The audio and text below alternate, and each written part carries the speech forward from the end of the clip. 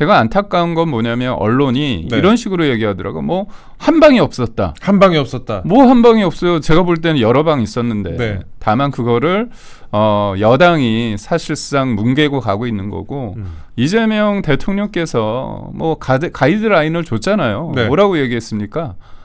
김용태 비대위원장 만났을 때 아니 걸어서 나올 털면 거 안 나올 것 같냐고 웃으면서 협박한 거잖아요. 네. 아니 민주당의 아버지이자 지금 대통령인 이재명 대통령께서 김인석 후보자를 옹호하기 위해서 그런 얘기를 했잖아요. 네. 야당 수뇌부를 만나서 그렇게 얘기를 했잖아요. 그럼 어떻게 되는 겁니까? 까라면 까는 거잖아요. 고하는 거잖아요. 난 저도 민주당의 국회의원들도 이게 역사의 기록으로 남고 네. 지금 진짜 우리가 어떻게 6.25 때 지켜가지고 만들어진 대한민국인데 이렇게 정부 여당의 국회의원들이 나중에 다 자기 자손들을 볼 거 아닙니까? 그러니까요. 이런 부분에 대해서 무책임하게 이렇게 다 그냥 옹호하고 그런 모습이 씁쓸한데 아니 하나하나 따지다 보면 이분들이 진짜 국회의원으로서 대의제는 어떻게 됩니까? 국민들이 선출해 준 거 아닙니까? 뽑은 거 아닙니까? 권력을 사적으로 남용한다고 보고 제가 이번 청문회를 좀 봤을 때 네. 산무 2비. 2비는 뭐예요? 2비는 뭐냐면 비양심이고 네. 부끄러움조차 모른다. 예. 그런 뜻으로 2비를 했고 뭐 산무는 많이 하지 않습니까? 네. 그러니까 증인이 없고 참고인이 없다. 그리고 자료가 없다. 그래서 산무인데 또 능력도 없다. 산무를 합니다. 근데 이게 가장 중요한 건 뭐냐면 새로운 시대가 열린 거예요. 네. 2000년도 총리 관련해서 청문회가 도입된 이후에 이렇게 증인과 참고인이 없는 적이 처음입니다. 처음이죠. 예. 그리고 여기에 더해서 아쉬운가 봐요. 뭔가 밋밋하다고 생각하나 봐요. 증인, 그러니까 참고인도 아니고 증인도 아니고 어떻게 보면 청문위원이라고 할 수 있는 검증을 할 청문위원을 공격하지 않습니까? 그리고 항상 얘네들이 하는 게 뭐냐면 심판이나 문제 제기하는 사람들을 공격해서 좌표 찍어서 입틀막을 하고 네. 그 다음에 하는 게 뭐죠? 법을 바꾸는 거 아닙니까? 네. 청문회법 바꾸겠다는 거잖아요. 왜냐하면 앞으로 인사청문회 하다 보면 본인들도 좀 의식을 해야 되거든요. 그래서 말은 그럴싸하게 도덕적인 검증과 후보 자질에 대한 검증 중에서 도덕적인 거는 조금 뭐 좀 비공개로 하고 정책과 뭐 능력을 검증하는 건 공개적으로 한다고 하는데 요번에 정책과 어떤 능력 네. 밝혀지지 않았습니까? 예산 규모도 모르고 국가 부채 비율도 깜짝 모르고. 놀랐습니다. 결국은 뭐냐면 이틀만 버티기 위해서 사실상 문제 제기하는 사람들을 입틀막하는. 근데 이게 이재명 정부의 어떤 이제까지 항상 하는 패턴이에요. 그 아주 고고하고 위대하신 이재명 대통령마저도 어떻게 했습니까? 본인이 대법원에서 유죄 취지 파기환송되니까 부끄러워했나요? 반성했나요? 아니잖아요. 어떻게 했습니까? 대법원장 끌어내리려고 탄핵과 특검 운운하고 또 특검 그 법 자체도 바꾸려고 하고 있고 법안도 냈잖아요. 네. 항상 이런 식으로 심판자를 공격하고 게임의 규칙을 바꾸는 행태, 이게 2025년 이재명 정부 하에 대한민국의 민주주의라고 불리는 단면입니다. 예. 감상을 이렇게 말씀을 하셨습니다. 이게 직접 안에서 보면 또 얼마나 답답할까 싶어요. 이렇게 대변인 같이 이렇게 직접 내부에서 보는 모습은 또 어떨까 싶은데 어제 이제 김인석 후보자가 이런 얘기를 하더라고요. 청문회 끝나고 나서 기자들에게 마지막에는 내가 원하는 자료를 다 제공하기로 했었다. 원래 내가 제공하기로 했었는데 그런데 다 나가버려갖고 파행이 됐다. 이런 꼴이에요. 그러니까 그리고 허위 사실을 유포를 했다. 이러면서 비판을 하고 있다. 그러니까 뻔뻔한 거죠. 국민 알기는 진짜 뭐같이 아는 겁니다. 전 참 안타까운 게 이분이 어떤 얘기를 했어요. 수많은 의혹이 있으면 청문회 기다려라. 청문회에서 네. 확실하게 다 이런 의혹을 해소하겠다 얘기를 했죠. 그런데 그 해소를 어떻게 합니까? 본인이 신이라도 되나요? 본인이 얘기하면 다 믿어야 되나요? 그게 아닙니다. 국민적인 의혹이 있고 뭐 여러 언론 매체에서 언론에서 문제가 있다고 했잖아요. 네. 사설도 절대 유리하지 않았습니다. 어제자 오늘자 사설을 제가 쭉 보면 김인석 후보자에 대해서 진보 언론마저도 문제가 있다고 그렇죠. 얘기를 했어요. 예. 그렇다면 본인이 그렇게 의혹이 문제라고 한다면 저 같으면 그럴 것 같아. 자료를 모아가지고 객관적인 증거 그리고 참고인, 증인 다 불러서 네. 아니 나 억울하게 당했다. 검찰이 그렇고 지금 야당이 나를 잡으려고 한다. 얼마나 굉장히 억울해요. 그런 기회가 청문회상이잖아요. 그러니까. 근데 어떻게 보면 증인, 참고인 그리고 모든 자료를 사실상 내지 않은 거잖아요. 마지막에는 원하는 자료를 내가 다 주려고 아니, 했어요. 그러면 너희들이 저는 나갔을 뿐이야. 아니 예. 그래서 저는 그렇다면 예. 방법은 하나 있습니다. 예.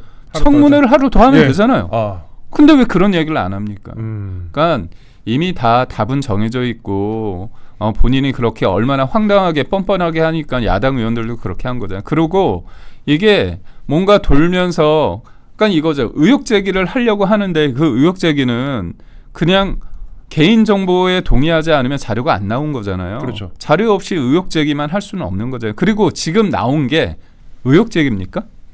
왜 의혹 제기예요? 팩트가 대부분이죠. 근데. 아니 그러니까 예. 김민석 후보자의 특징이 뭐냐면 두루뭉술하게 할 수 있는 전략을 쓰는 거예요. 심지어 어제는 배추 얘기도 하지 않았습니까? 배추 농사 이거. 배추가 무슨 죄예요? 배추를 증인으로 채택할 수 없으니까. 뭐 배추 도사가 있는 것도 아니겠지만 여튼 제가 볼 때는 예. 항상 이런 식으로 물타기를 해서 앞으로 제가 볼 때는 청문회가 인사청문회가 청문을 받아야 될 상황. 결국 청문회 무역론이 제기될 수밖에 없어서 앞으로 예. 제가 볼 때는 몇몇 사람들 입장에서 봤을 때는 김민석 후보자가 참 큰일을 했다 그런 큰일을 생각을 했다. 할까. 왜냐하면 새로운 이정표를 찍었잖아요. 예. 그렇죠. 미증류 아닙니까? 아무것도 안 내도 되고 그렇죠. 아무것도까지는 아니면 또 허위 사실을 하겠다. 거의 안 내도 되고 그 다음에 또 아무 증인도 채택하지 않아도 되는 그런 청문회 신기원을 창출을 했는데 어제 이제 배추 농사 이야기 안 그래도 네. 이제 그 대변인 말씀하신 것처럼 배추 농사 이야기가 하루 더 나왔습니다. 불법 정치자금 유죄를 받아가지고 판결 불법 정치자금 관련해서 이제 유죄 판결 받은 것 중에서 2005년부터 3년간 1억 6천만 원을 생활비 쪽으로 받은 것이 이제 포함이 됐는데 이걸 배추 농사에 투자한 투자 수익금이다. 연수익률이 27%에 달한다라고 했는데 그것도 전처가 투자한 것이다. 자료 없다. 그렇죠. 아니 근데 저는 예. 전처분이 투자를 하셨지만 전세금을 빼서 했다는 거잖아요. 네. 그러면 전세금을 뺐을 때 뭔가 기록이 있을 거잖아요. 그러니까. 아니 어떤 사람한테 2억 원을 준다고 했을 때 그거를 그냥 단순하게 줬을까요? 아니 배추를 투자한다고 했으면 월 얼마씩 받고 이거에 대해서 안 됐을 때는 뭐 어떻게 하겠다 여러 가지 그런 어떤 증명할 수 있는 그런 계약서 같은 걸 만들겠죠. 예. 근데 전처와 헤어졌기 때문에 딱 구색을 맞추는 거잖아요. 배추도 말을 못하고 전처는 헤어졌으니까 전처 관련해서 얘기를 하면 사실상 그렇죠. 네. 그런데 저는 그렇게 봅니다. 전처에 계신 분, 그러니까 전 배우자 분도 헤어졌지만 네. 김민석 후보자가 잘 되길 바라는 마음이 있지 않을까요? 그리고 이 부분이 아이에게도 영향을 줄 수 있는 거잖아요. 예. 여러 부분. 그렇다면 헤어졌지만 잘 되는 마음으로 이렇게 억울하면 도와줄 수 있을 것 같아요. 그리고 연 27% 그렇죠. 수익률이면 이거 엄청난 거 아니에요? 그러니까 제가 볼 때는 예. 호텔 경제학에 이어서 예. 배추 투자학 배추 투자. 그러면 우리나라 잘 될 수 있잖아요. 예. 근데 전 참 안타까운 게 뭐냐면 저는 한 가정의 가정으로서 일정 부분 있던 돈 관리에 대해서 돈에 대해서 이렇게 씀씀이가 모르는 거잖아요. 내가 얼만큼 벌고 예. 내가 얼마나 지출하는지 모르고 뒤늦게 또 장모님 찬스도 쓰잖아요. 장모님이 뭐 2억 원 줬다는 얘기를 하고 그러니까 저는 아들은 아빠 찬스를 주면서 커리어를 쌓게 하는데 민의의 전당이라는 국회의원이 자기 자식이 동아리에서 냈다는 표절 방지 뭐 교육인가요? 그거 관련된 법안을 아빠 친구한테 전화해가지고 법안을 내게 하고 그 아빠라는 분은 공동 발의를 했잖아요. 예. 그러니까 그게 아빠 찬스잖아요. 근데 본인은 아빠 찬스는 부여해주고 또 장모 찬스는 받는 거지 않습니까? 네. 왜 이렇게 찬스가 많죠? 그러니까 저는 예. 그러니까 김민석 후보자 분께서 저는 한 사람의 인생에 대해서 제 몇 마디로 이렇게 폄훼하기는 좀 그렇지만 땀 흘려서 일하는 사람의 특징이 뭡니까? 돈이 되게 남한테 빌린 돈 되게 귀한 거잖아요. 그렇죠. 예. 자기 돈도 중요하지만 빌린 돈은 빨리 갚아야 되잖아요. 예. 감사의 헌금을 2억 냈다는 거 아닙니까?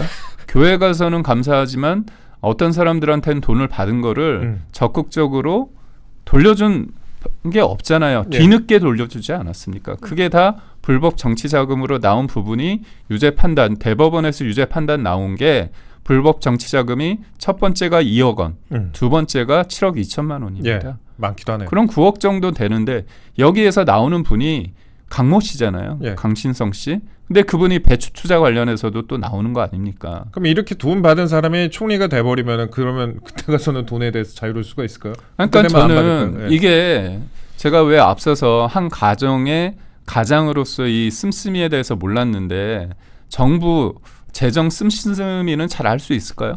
그러니까. 그래서 저는 이런 이분들이 굉장히 무식하면 용감하다고 아니 추경할 수 있죠. 추경을 하면 어떻게 됩니까? 추경을 해야 된 이유는 뭐냐면 국가 재산, 그러니까 재정을 했을 때 국가 예산이 어느 정도 되는데 이 예산에 조금 부족하기 때문에 추경을 하는 거잖아요. 그렇죠. 예. 그럼 추경을 그렇게 얘기를 하고 1차 추경을 13조 원하고 이번에 2차 추경을 20억을 하잖아요. 그렇다면 30억이죠. 네. 엄밀히 말하면. 그러면 이제 1, 2차 추경에서 40조 원을 넘게 했다면 우리 전반적인 예산이 어느 정도 규모인지를 알아야 되잖아요. 대답 못 하잖아요. 그렇죠. 600조 넘은 게 문재인 정부 때부터입니다. 지금 673조나 되는. 그리고 또 더더욱 황당한 건 추경을 하면 어떻게 됩니까? 부채가 예. 느는 거잖아요. 그렇죠. 그렇다면 GDP 대비 우리나라 부채 비율이 어느 정도 국가 부채가 어느 정도 비율을 알아야 되잖아요. 비슷하게라도 알아야죠. 네. 예. 그런데 지금 1280조 원이거든요. 예. 문재인 정부 때 600조를 받아서 1400조를 자기네들이 써놓고 400조 넘게 써놔서 1080조인가 1060조를 윤석열 정부한테 넘겼습니다. 예. 그런데 지금 추경이 두 차례 이뤄졌잖아요. 그래서 2차 추경까지 되면 1280조에서 1300조가 되는 거예요. 이게 49%입니다. 예. 근데 질문을 하니까 뭐라고 대답합니까? 20에서 30조. 그거는 20년 전 일입니다. 예. 그러니까 저는 이거죠. 아니 전 추경도 할 수 있고 다 할 수 있어요. 예. 그렇다면 본인들 입장에서 봤을 땐 지금 예산 규모와 우리나라의 국채 비율을 봤을 때 이건 감당할 수 있겠다. 이런 생각하에서 해야 되잖아요. 예. 근데 이분들은 5년 정부예요. 5년. 제가 볼 때 5년이 갈지 안 갈지 모르겠으나 5년만 행복하면 되는 겁니다. 그러니까 대한민국은 지속 가능하게 발전해야 되지만 이분들의 입장에서는 지지율만 좋으면 되는 거예요. 내년 지방선거만 되면 이기면 되는 거고 총선만 이기면 되는 겁니다. 그러니까 이게 국가와 민족을 위해서 정치를 하는 게 아니라 본인들의 어떤 지지율을 유지하기 위해서 돈을 뿌리는 거잖아요. 그러니까 이런 얘기가 있습니다. 국가는 일종의 사회적 계약인데 이게 살아있는 사람들 사이에서만 계약이 아니라 예. 살아있는 사람, 죽은 자 그리고 아직 태어나지 않은 사람들 사이의 계약이다. 이게 에드먼드 버크라는 사람이 이제 프랑스 혁명 이후에 그 관련된 책을 쓰면서 한 얘기거든요. 예. 결국 우리 국가 운영에 가장 중요한 거는 미래 세대를 염두하면서 해야 되는데 어떻게 합니까? 현재만 조화를 하는 겁니다. 돈 뿌려버리고 그렇게 하고 있는데. 그래서 예. 저는 여당에서 능력 검증하고 뭐 자질 검증을 해야 되는데 했잖아요. 네. 근데도 부끄러운지 모르지 않습니까? 맹탕 청문회다 이렇게 일부 언론에서도 얘기하고. 그러니까 저는 네. 양비론이 참 무서운 거고 언론이 책임을 반기하는 비겁한 거예요. 언론이. 아니 본인들이 그렇게 맹탕이다 하기 전에 열심히 취재해서 아니 뭔가 문제 제기를 했어야죠. 그러지도 않은 상태에서 뭐 야당이 못했다. 야당 제가 볼 때 김희정 의원 같은 경우는 네. 이번에 잘했어요. 진짜 잘하더라고요. 그리고 언론사도 보면 그 대형 언론사들 뭐 주요 언론사들 보면은 이렇게 인사 시즌 같은 경우 보통 TF 같은 걸 구성을 네. 하잖아요. 그래서 뭐 법조팀에서 한 2명, 정치부에서 한 2명, 그다음에 사건팀에서 2명 이런 식으로 해가지고 인사 검증을 하고 그로 인해서 낙마를 하거나 그러면 그 언론사에서 상당히 중요한 역할을 했다고 자평을 하기도 하는데 이번에는 그런 거를 만들었다는 언론사가 그렇게 많지 않은 것 같습니다. 왜 처음에 뭐 허니문 당연히 있을 수는 있지만 분위기가 사뭇 다르다 그 말씀 먼저 드리고 이게 뭐 김민석 후보자 임명 강행하겠죠. 임명 강행할 텐데 이제 장관 후보자들에 대한 청문회도 이제 앞으로 이어갈 것 같습니다. 지금 일단 장관 후보자들 몇 명이 지금 나왔는데 이것도 비슷한 양상이 좀 펼쳐질 것 같습니다. 예전에 이제 곽규택 의원이 국회에서 이런 얘기를 했습니다. 김민석 후보자 청문회에서 지금 이 대통령과 김민석 후보자에 대해서 두 분 다 군복무한 적이 전혀 없고 전과 관계를 보니 공교롭게도 모두 전과 사범이다라고 이제 지적을 했습니다. 이거 보도를 많이들 안 해가지고 제가 좀 찾아봤어요. 그 김영훈 고용노동부 장관 후보자 제가 좀 찾아봤는데 철도기관사 출신, 민노총 위원장 출신. 이분도 병역 미필의 전과 사범이더라고요. 이게 많이 보도가 될 줄 알았는데 보도가 안 되더라고요. 그러니까 제가 예전에 이분 출마한 자료를 좀 찾아봤는데 취재를 좀 해보니까 병역이 일단 5급 전시 근로역 폐결핵이라고 합니다. 폐결핵. 그리고 업무방해 2건, 벌금형 300하고 1,000만 원 각각 받았습니다. 그 다음에 정통망법상 명예훼손 하나 있었고요. 그 다음에 일반 교통방해, 집시법 위반, 폭처법 위반, 공동주거침입, 이걸로 이제 징역 6월에 집행유예 2년. 이게 2017년에 있었습니다. 총 4건이 있었습니다. 이렇게 전과가 좀 많네요. 그러니까 전과가 예. 있다 없다가 중요합니다. 왜 그러냐면 그 사람이 어떤 사람인지는 능력은 네. 아직 앞으로 벌어질 일이기 때문에 네. 우리는 과거를 통해서 그 사람이 어떤 사람인지 알고 미래를 예측할 수 있는 거잖아요. 예. 그렇기 때문에 그 사람의 과거는 되게 중요한데 제가 보면 언론이 대통령을 굉장히 의식하는 것 같아요. 전과를 얘기하는 순간 우리는 누굴 떠올립니까? 그분은 떠올리죠. 그렇죠. 예. 그렇기 때문에 이 얘기를 못하는 거예요. 왜냐하면 예전에는 그 전과에 대해서 청문 대상이 된 사람은 전과가 뭐뭐 있다 이렇게 얘기를 했었거든요. 예. 근데 요즘 못합니다. 은연중에 언론이 자기 검열을 하고 있다고 봐요. 그러니까 저는 그런 게 무섭습니다. 예. 왜냐하면 언론이 알거든요. 네. 다른 사람도 아니고 이재명 대통령이 어떤 사람인지 알지 않습니까? 아니 본인은 관련해서 그 법원 관련해서 출두했을 때 여러 가지 그 의혹 제기에 대해서 기자들이 질문했을 때 뭐라고 얘기했습니까? 검찰이 불러준 거 받아 쓰는 뭐 그런 쪽으로 얘기를 했잖아요. 네. 애완견이라고 표현했고 징벌적 손해배상 얘기도 많이 했어요. 그렇기 때문에 언론도 되게 위축돼 있다고 봅니다. 예. 아니 윤석열 정부 때 언론이 얼마나 이렇게 처음부터 그랬습니까? 그 이유는 뭐냐면 확실히 윤석열 정부 때는 그런 얘기를 하더라도 본인들이 크게 문제가 될 거라고 생각을 안 했기 때문에 그렇게 그런 공간이 있었던 거예요. 문제는커녕 뭐 하고 싶은 대로 다 했죠. 아니 그렇죠. 예. 그러니까 결국은 뭐냐면 예. 여기에서 보면 이분이 전과가 있는데 네. 저는 문제가 되게 중요하다고 봐요. 자기가 이른바 이제 불법 파업을 해가지고 그게 이제 노무현 정부 시절입니다. 예. 135억 원의 재산 피해를 입었습니다. 그러니까 우리가 이제 노동자 쪽에서 민주노총에서 껄핏하면 이제 얘기하는 게 예. 물류를 멈춰야 된다. 열차를 멈춰야 도로를 물류를 멈춰야 된다. 이런 얘기를 많이 합니다. 예. 그걸 진짜 하신 분이잖아요, 이분은. 그렇죠. 예. 그때 화물연대 파업도 되게 세게 했습니다. 예. 근데 이분이 여튼 대법원에서 135억 원 재산 피해를 입혀가지고 벌금 1,000만 원을 했습니다. 예. 그런데 지금 이재명 정부 때 하는 것 중에서 줄기차게 내는 게 뭐죠? 노란봉투법입니다. 노란봉투법. 노란봉투법이 뭐냐면 기본적으로 원청에 대한 어떤 책임을 네. 강화하는 거예요. 예. 그러니까 하도급에서 뭔가 원청이 우리가 실질적으로 우리한테 뭔가 영향을 준다고 하면 노사 분규나 아니면 파업했을 때 대상으로서 쓴다는 겁니다. 예. 그러면 현대자동차나 아니면 HD 현대 같은 예. 경우 예전에 현대중공업입니다. 조선소 같은 경우에는 하청이 많기 때문에 원청에 대해서 껄핏하면 이제 여러 가지에 대해서 문제 제기를 할 수 있는 거예요. 그게 어떻게 보면 앞으로 그럴 수 있게끔 많은 게 노란봉투법이고 또 하나가 뭐냐면 파업을 했을 때 이게 노조가 불법 파업을 하면 손해배상을 청구할 수 있지 않습니까? 그렇죠. 예. 노조를 대상으로 했는데 이제 노조가 아니라 노조원을 개개인으로 그 책임을 증명해야 돼요. 예. 그렇다면 손배소가 사실상 제한되는 겁니다. 그렇다면 불법 파업을 했을 때 기업 입장에서는 어떻게 보면 그런 어떤 파업에 대해서 합법적인 파업은 당연히 용인돼야겠지만 불법적인 파업에 대해서 문제 제기할 수 있는 어떤 강력한 장치가 없어진 거예요. 예. 기울어진 운동장이 만들어진 건데 이분은 본인이 파업을 해놓고 대법원에서 이렇게 확정 판결까지 받은 거 아닙니까? 그렇죠. 예. 그런데 이런 분이 고용노동부는 노동자뿐만이 아니라 고용이라는 게 뭡니까? 일자리를 만드는 거잖아요. 네. 그래서 기업과 그거를 같이 가야 되는 겁니다. 그러니까 한쪽으로 기울어진 분, 인식을 가진 분한테 이런 권한을 준다는 그 자체가 제가 볼 때는 문제일 수 있고 또 하나는 궁금한 게 민노총이나 이제 한국노총에서 앞으로 예. 물류를 멈추겠다, 철도 노조 파업을 하겠다 그러면 어떻게 하겠습니까 이분이? 하라고 하겠죠, 뭐. 예. 그런 건가요? 모르겠네요.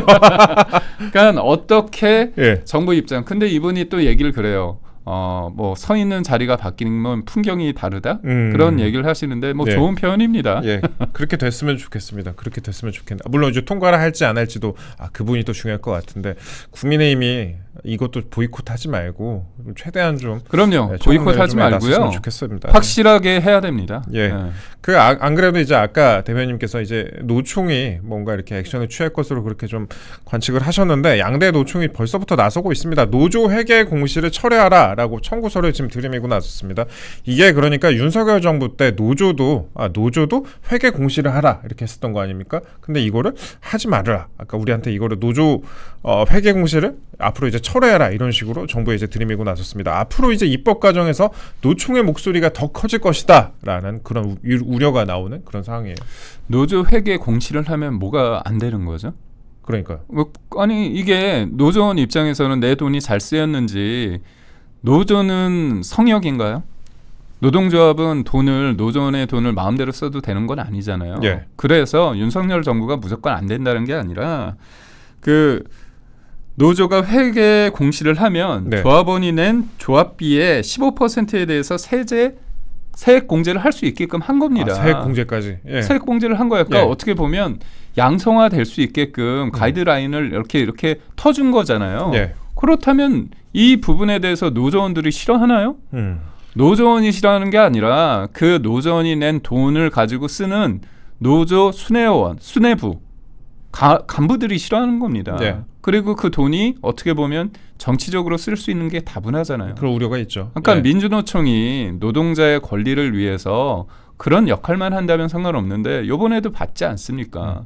윤석열 대통령 탄핵에 있어서 앞장서지 않았습니까? 예. 그러니까 떡하니 사실상 청구서를 내민 거고 저는 이번에 이제 장관 인선을 보면서 이재명 대통령이란 분이 의도가 확실히 있어요. 뭐냐면 챙겨야 될 사람 챙기고요. 예. 액세서리로 조금 하면서 통합형이라고 하는 사람들이 있습니다. 송미령. 그러니까 저는 송미령 장관 같은 경우는 예. 당혹스럽습니다. 뭐냐면 저는 단순히 예. 윤석열 정부에 있던 장관이 이재명 정부에서 일을 한다고 해서 제가 기분 나쁜 게 아니라 예.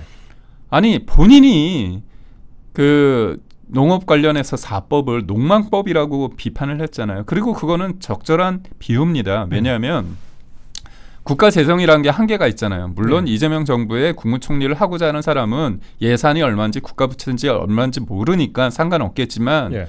세금을 내는 저희 입장에서는 성실하게 열심히 일하는 사람 입장에서는 1조 4천억이 허투루 쓰이는 거예요. 그 돈이 왜 허투루 쓰이냐 잘 보십시오. 이게 양국관리법은 뭐냐면 쌀이 일정 부분 가격이 떨어지면 그거를 국가에서 다 사주는 거잖아요. 그걸 의무화하는 겁니다. 예. 근데 그게 1년에 1조 4천억 원이 들어요. 수매해야 되죠. 그리고 보관해야 되죠. 근데 잘 보십시오. 쌀값 농민들 어렵게 열심히 일해서 쌀값 보전해 주는 거 일정 부분 이해할 수 있지만 문제는 이게 계속 그러면 어떻게 됩니까? 열심히 자본주의 사회에서 모든 사람들이 잘 될 수도 있고 안 될 수도 있어요. 예. 근데 쌀값에 대해서는 잘해준다고 하면 어떻게 됩니까? 쌀 농사만 하겠죠. 그렇죠. 그러면 계속 우리가 쌀 소비는 줄고 있잖아요.